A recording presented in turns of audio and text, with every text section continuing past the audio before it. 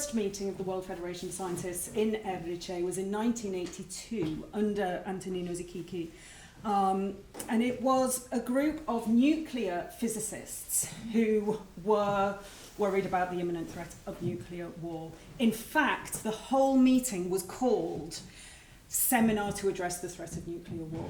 That's what its focus was for 9 years. And it was only after the end of the Cold War and the real reduction in that threat that it actually expanded to addressing what came to be called planetary emergencies.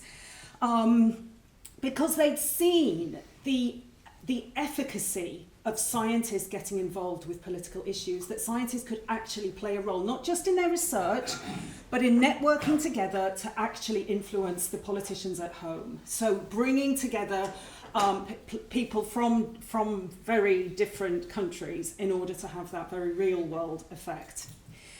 So, sadly, no shortage of planetary emergencies in the world. Subgroups began to form called Permanent Monitoring Panels, or PMPs, and they proliferated very quickly. Now, I've gone through all the proceedings since 1982, and so I've seen this fascinating glimpse into what's mattered in the world, going up and down, diseases popping up. We had mad cow disease for a bit, and then that kind of just got knocked off. HIV didn't last for very long, not because it isn't a threat, but because it got absorbed into the mainstream political system and has been addressed by all governments. So that hasn't been a PMP for quite a long time. And other things just, yes, die away, or they're not politically worth pursuing. But of course, everything changed in 2002. It's one of the few years where there were 2 meetings. This group meets every August, but just occasionally there have been 2 meetings in a year, and the second meeting was on the threat of terrorism. And then it soon had not 1 but 2 PMPs. Motivation to commit terrorism was separated from the mitigation of terrorist attacks. John headed up motivations, and I took over 2017, I think. But a lot changed in 2020, not just COVID forcing us online, but Antonino Zicchichi passed the baton onto his son Fabrizio. And one of the decisions at that point was to reduce the number of PMPs, and I still don't know how I feel about this. I know Bill's listening online. Bill, this is a message for you as much as anyone else. There are such advantages into going deep into a subject. So the first day of every year's meeting in August is always, the PMPs are separate. So if you had, as we used to have, 5 or 6 people, we could spend the entire day really catching up about what we'd done over the year, what we thought was important, and all the rest of it. Now we have the benefit of a far wider group, disciplinary speaking, but we don't go quite as deep in that day. So, it's just pros and cons, isn't it? You just have to judge. But a lot of the PMPs have been swallowed up into this one called mitigating catastrophic risk. So that's what this report is really from. We're headed up by Bill Barletta, who's online. I wish you were here to do this yourself, Bill. Yes, we had that one day, but we also had 3 sessions in the plenaries. Nuclear, international conflict, and wildfires, and the wildfires one also included other threats to civil infrastructure, not just from fire. So that's the 3. The nuclear session has never gone away, not just because of the history. Even after the reduction of risk in the 1990s, there's a terribly sad contribution by Edward Teller, the great nuclear physicist, in 1994, where he honestly writes that they'll never need to address this again. And it's such a positive year in the World Federation's proceedings. Everybody's genuinely convinced that we could build a peaceful world. And as we heard this year in great detail, the risk of nuclear conflict has never been higher. 2012 onwards, all those activities in the 1990s have been unravelling. And so it's it's certainly the point of greatest risk ever faced during the World Federation's history. It really is anomalous with the Cuban Missile Crisis, is where we are right now. in the coming decade, the US alone is going to spend $600 billion on nuclear weapons. China is increasing. Russia and China are both working together to increase their capabilities and to join their strategies together. And they are not driven by an action-reaction dynamic to America's plans. In fact, their build-up preceded the US modernization efforts by at least a decade. And so what can we actually do with this? As I said, the World Federation had a fantastic amount of breakthroughs in the 1980s, but as John's been saying all day, the world has changed. We have members in Russia who cannot get visas to come to Italy for the World Federation of Scientists meeting.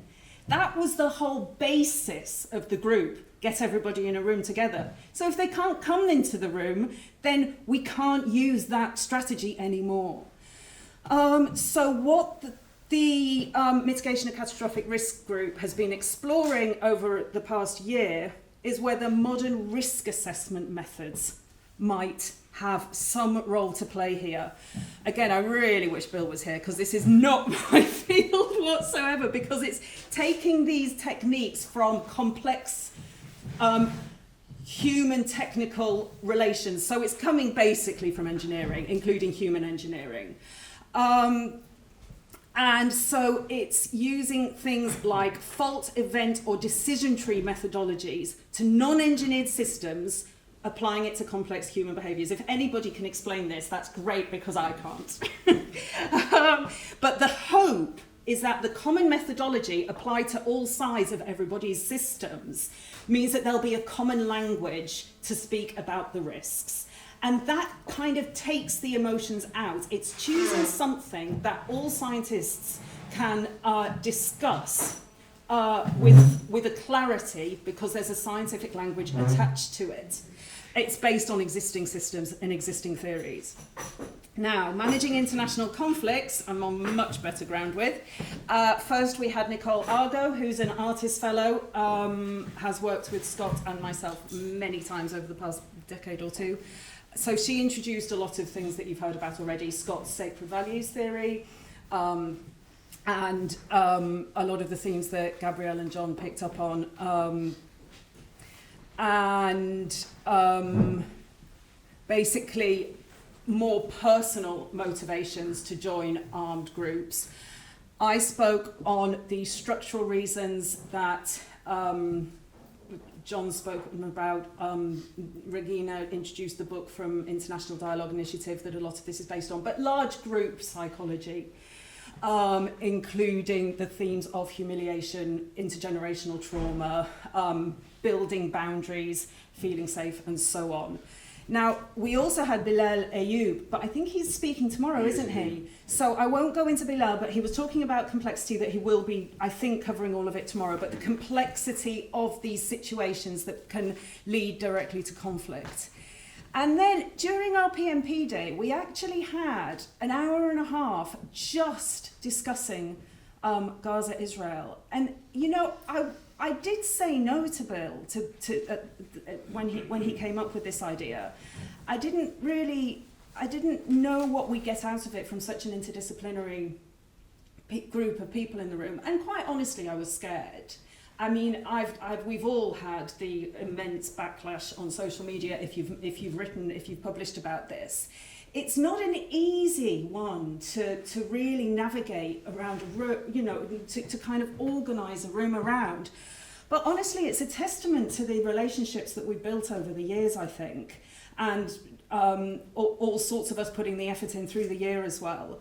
But people did speak amazingly candidly, and they felt able to ask those really basic questions that really we need to be able to ask. People who don't have the expertise often feel too intimidated to ask because of the emotions around it.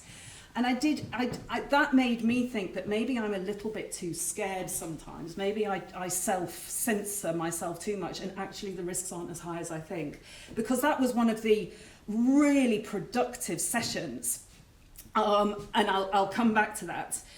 Because quickly, the final session was engineering the mitigation of global wildfire and the threat to civil infrastructure. So we heard about things like wildfire patterns over the year and over the years, what that means for early detection systems, what that means for risk assessment and risk reduction. Everything from technology of detection to ecology of reducing risk.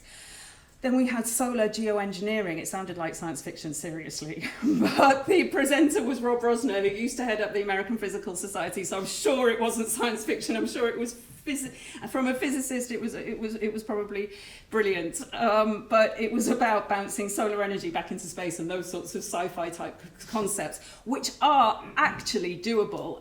Rob spoke about the unintended consequences, how we can even possibly try to establish what the risks might be when technology is so new and also so massive. That's a global, literally a global technology. And he said, we don't know what all the risks are, but let's do it anyway, which I thought was a bit odd. But I like the fact that somebody's trying to do something. We also had defense from cosmic objects, which is a long-running theme of the group. It's low probability, but very high-risk events, asteroids hitting the Earth. There's a lot of work being done. So what cut across all of them, and here is where I think there might be synergy in the room with the World Federation work, is we are trying to constantly think about workable interventions that scientists can do. And here I go right back to John's introduction yesterday about working in the real world, not the world that we want to be the case. And as I say, we can't do what the World Federation used to do, so we have to think of other things. Now, in the ideals of both World Federation of Scientists and CRIC, ideas were born over dinner. That's why I'm not going to keep you much longer, because we need to go and brainstorm over dinner, because it really works. Nicole happened to be sitting with a biologist who was looking at the effects of a family of chemicals I'd never heard of called perchlorates. Don't know if anyone's heard of them. They're used in all sorts of things. They're regulated in most countries because they're highly stable. They can sit in water and in a water supply for decades. And Mary, this biologist, was looking at how they affect the human body. So they block the thyroid gland, essentially, which means that they block an awful lot of hormone production, which has huge effects, most notably on fertility and fetal development. So they're pretty dangerous things, and America is looking at tightening the regulation. Now, they are used, most notably in this case, in explosives. They're used to launch bombs. And so this is why Mary's having problems regulating as she wants to regulate, because the firearms industry is lobbying against Washington, in DC, lobbying against regulation. Because the highest amounts of perchlorates in America are around their test sites, and they don't want to have to clean that up. So the obvious question is, how many perchlorates are where the bombs are falling? Huge amounts, because they're used to launch them. How long are they going to stay around? Are they going to pass through the water system? Rivers don't obey national borders. They pass through the water. Now, we heard that sacred values are resistant to material trade-offs. You can't offer somebody money to stop doing what is sacred to them. But you can replace it with a sacred value. And so if we went to Israeli citizens and said, these perchlorates are going to affect your next generation, the babies being born in 9 months are going to be affected by these perchlorates, maybe that's just one entry point to start a conversation that involves Palestinians, Israelis, and scientists in the model of World Federation of Scientists. So then we came up with this idea, and our moderator, Tariq, at the International Atomic Energy Agency, he said, did you know of the 24 hospitals that have been bombed in Gaza, there have been 27 separate radioactive leaks? Because all hospitals have radioactive material in them. Nobody's taking any notice. Now, this has terrible consequences for the people in the vicinity, but it also goes into the water supply. So we're looking for those sorts of issues to dig down into and to hopefully have specific events on to bring people together to talk. There's also something about heavy metals in the specific bonds that were designed to go into the tunnels. They've got heavier metals, but I haven't found an expert to talk to me about that, so I'm on less firm ground. Yes, that's yes. I'll stop right there, but any ideas would be very greatly appreciated.